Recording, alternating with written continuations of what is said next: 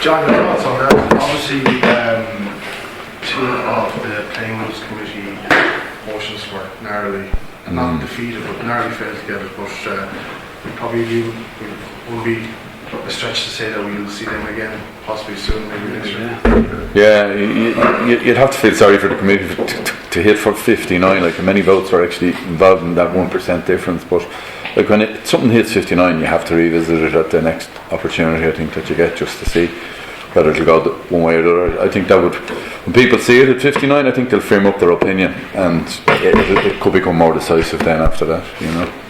It was almost like the restriction of the kick out back to the goalkeeper, and that plays a couple of different ways. One is it can come in the next month, or it can be set aside until the new year. Is there any thinking on that? Because it wasn't really factored in by anyone that this would come in. In fact, it was one of the rules committee distanced themselves from having gathered evidence on. So it's a new one that's going to cause significant change. It's one I mentioned in Scottstown, if you remember, and it set the airways mad for about a fortnight, and we said at that stage, but look, that's the way it is.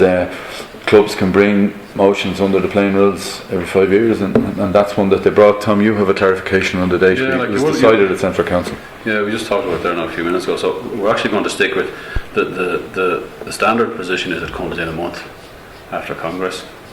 We're going to do that, with the exception of the National Football League finals.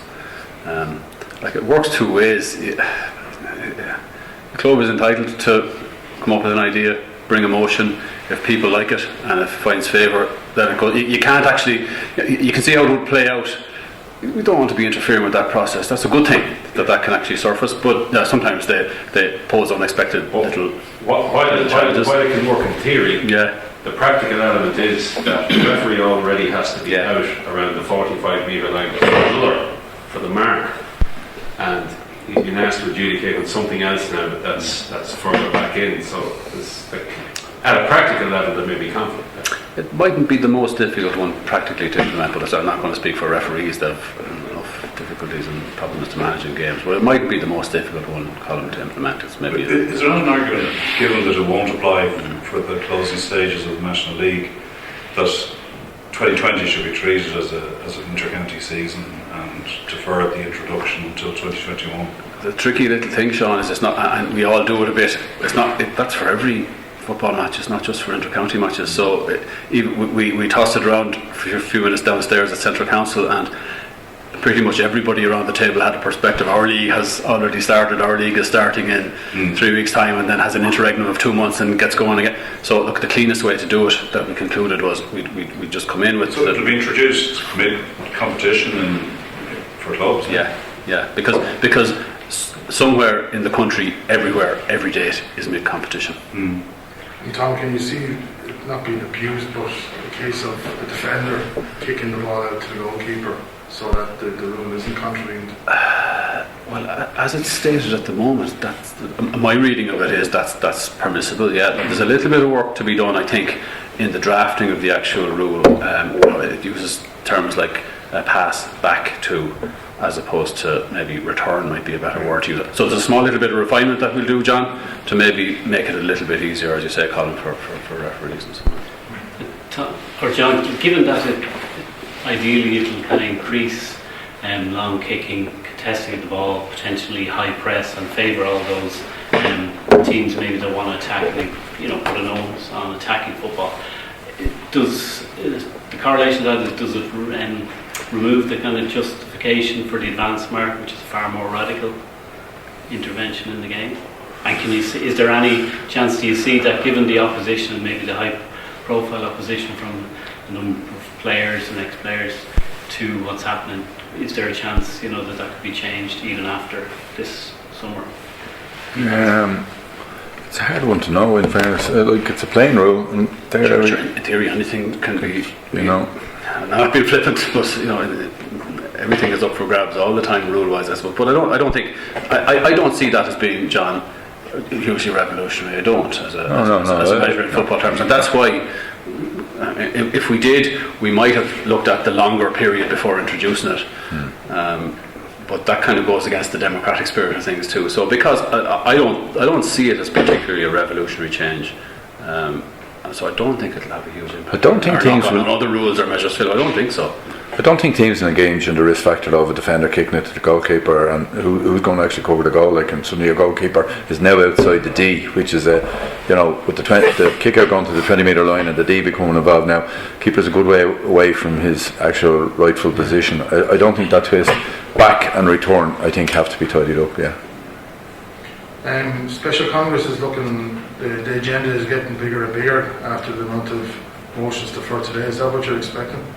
Yeah, one would hope that we can tidy that up and bring it back to the actual Special Congress, because the view of it was some of those recommendations today, some with Central Council, and the work should be completed at the Special Congress. And I think, whilst you could argue some of those motions that were withdrawn today probably weren't teased out in further, I think with the roadshow, one would hope that all this stuff will be teased out and people will get the opportunity to bring their views. And there's nothing fixed in that document. I think it's been openly said that if some of the recommendations need to be tweaked before they're put into motion form, they will be tweaked to get it better. Like, the wisdom of the whole organisation is more important than the wisdom of an expert group. The general consensus was, but that the under 20, I would think, from when it was going back to the summer, that would be the sense that it has to now, yeah. And that obviously compromises clubs, which was the initial priority in all of this, really. So that was the argument, in fairness, Conor Donogh, who was trying to make that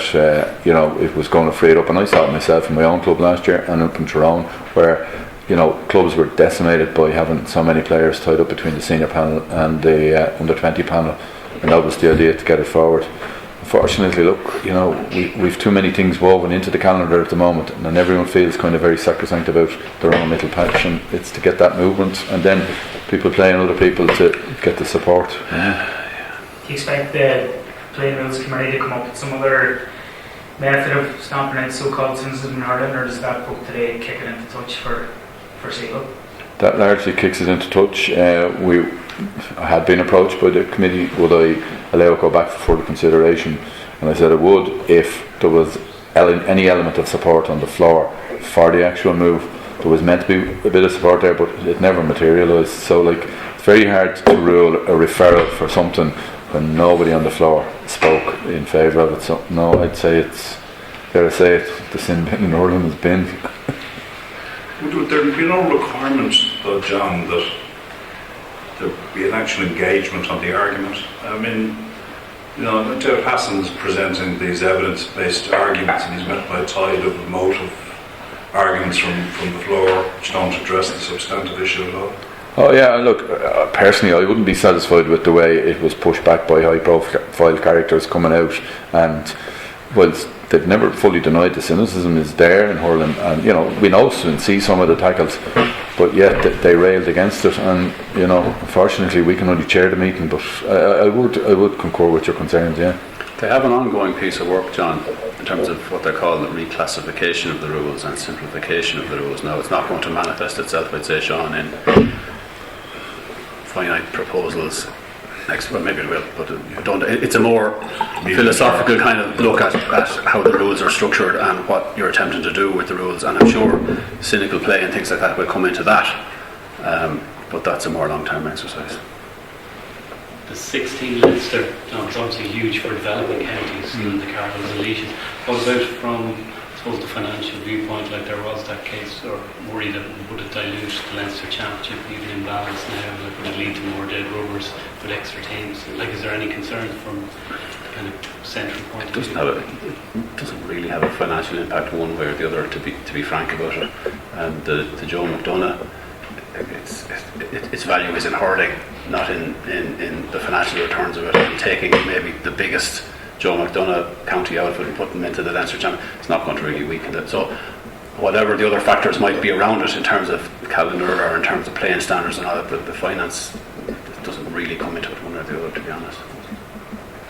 I think in my speech you heard, 60 of the matches actually show a profit out of the 360, so in most of those cases they wouldn't be matches that finance would be a factor. Can you see most counties maybe kicking up if you have the imbalance maybe between the provinces and teams? Probably what is it, 12 and 13 now will be in the preliminary All-Ireland quarter-final, whereas you teams 4 and 5 in Munster gone. They didn't today. I know, that's what today is for, and they didn't, so... We can only take it as they give it to us, unfortunately, you know. It's just in terms of special congress, the intention is with the roadshow to still put out the 3 options, and while teams are live, those 3 football championship proposals will be on the special congress in September. Yeah. That's grand. Second thing, obviously the conclusion of the Alliance World League round stages tomorrow, outside round 5 I should say. Is it ambitious that after 3 years now of postponements, obviously because of the weather, is it ambitious or too ambitious that we have 8 game weekends over 9 weekends with 1 gap? Is it the case now that it has to be looked at by the forces? I would see CCC will definitely, like, they have 2 years of evidence now, and like if you go back to the fixture review committee, they actually left the gap in there, and that was probably the one area dispute between themselves and the CPA.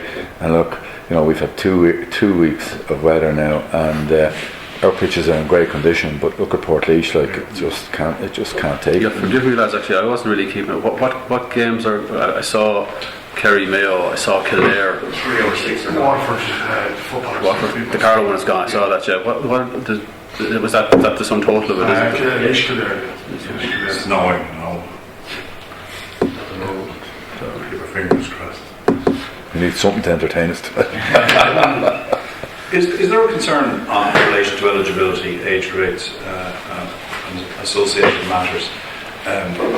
There's still a lot of confusion in relation to that, and to trying to align county and club age groups, because it seems to me that each proposal to try and tidy it up just unravels it further. I think it's simpler after today, Sean. I think it's simpler after today. It was funny. The call all the time was for us to bring clarity, but clarity isn't. If it's not the clarity that one particular county wants, then that poses another difficulty. But I think what we have now is we have a policy in place. We have the latitude, if we need to, a bit of flexibility to change that policy if we need to. Counties have the option to field at underage grades that are optional in terms of the even ages. Some counties will do that. And I think what we did today hopefully will put a lot of that little unrest to bed. Ultimately, presumably you're working towards a uniformity. Well, uniformity with a base level of uniformity that applies pretty much everywhere, but scope in certain counties where local conditions dictate that you can play other age grades if you have the numbers and so on. You know. But I think somebody made, I can't remember who it was, somebody made the point about playing underage games across county borders and things like that, and it's important that there is uniformity for that reason, to be able to. Nicky Brown, yeah. Was it Nicky, was it, yeah? Just the GPA deal, I know you mentioned it. Is there any sign of the actual deal being done, or is there any time frame? No, we're making progress, but to put a time frame on it wouldn't be realistic just at the moment. But it won't be long term. No, I think we'll get there. Pre-summer, or? Oh yeah, most definitely. That's the desire of both parties, to get it off the table and get working together and try and solve some of the other issues that can be only solved really if we get together. John, at the moment we're 16 teams trying to avoid the Tag Team Cup. But when does, you mentioned in your speech, sorry. Talton. Mead man will Thanks, announce the problem for you. I'm saying it to him every on White Minute as well. But, there's one in Meath already, apparently. Someone told me since that. Yeah, there's one of the leagues is in Meath. For the weaker clubs. We'll have the final at Talton Park. John, you mentioned it yourself that there has to be a marketing campaign around this, whatever. Yeah. When does it start? Because obviously it's a thing to avoid at the moment. Now you want it to be a thing to win. Yeah, we'd be putting a group together here between our communications, our marketing, our sponsorship and our media to put a package together, and that in the next fortnight, 3 weeks, and then you'll actually see it rolling out. Yeah. Thanks for watching Our Game. Don't forget to like and share the videos, and if you're new to the channel, hit subscribe.